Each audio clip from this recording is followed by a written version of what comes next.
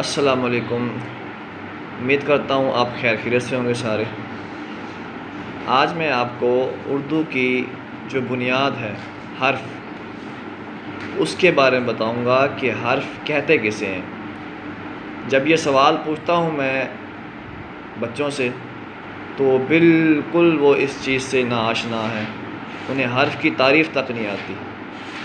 तो आज मैं आपको आसान और सादा तारीफ़ बताए देता हूँ। हर्फ ऐसी लिखी हुई मुफरद तहरीर जिसकी अपनी ख़ास आवाज़ हो उसे हर्फ कहते हैं। मिसाल के तौर पर अलिफ़ की अपनी आवाज़ है, बे की अपनी आवाज़ है, ते की अपनी आवाज़ है। इस तरह सारे हरूफ़ तहजी हैं, उनकी अपनी अपनी अलग-अलग आवाज़ है। जज़ाकल्लाह। अगर समझ में ना आए तो कमेंट कर सकते हैं। अस्सलाम वालेकुम।